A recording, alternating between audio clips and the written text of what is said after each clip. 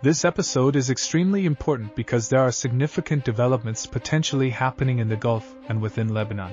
Scenarios for a civil war in Lebanon, and possibly in the Gulf, are now surfacing, with preparations seemingly underway. The situation is worsening every day, especially after Reuters revealed that Iran warned Saudi Arabia and other Gulf states about allowing Israeli air forces to pass through their airspace. Iran has stated that it would treat the Gulf as a unified bloc and would respond accordingly. Further details emerged today from Reuters following a meeting between Abbas Araghchi and Saudi Crown Prince Mohammed bin Salman.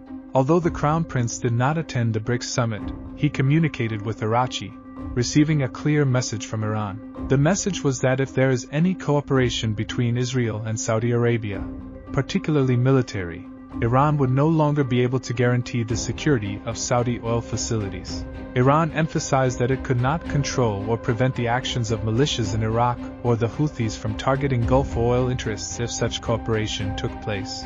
This warning is crucial because it implies an indirect Iranian response, not a direct one. Iran is essentially saying that while it doesn't want escalation, it may not be able to control the militias in Iraq or the Houthis in Yemen if cooperation between Israel, the US, and Saudi Arabia occurs, especially if the Gulf becomes a transit area for Israeli military operations against Iran. The US administration, meanwhile, has been asked by the Gulf states to avoid striking Iranian oil facilities, as any disruption would drive oil prices up, impacting global markets.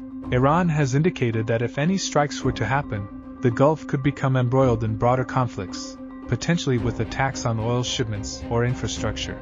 The situation in Lebanon is also closely linked to Saudi interests, as there are ongoing talks about weakening Hezbollah's influence in Lebanese politics. The plan appears to be to marginalize Hezbollah by forming alliances with other political factions and potentially instigating conflict within Lebanon, much like past civil wars.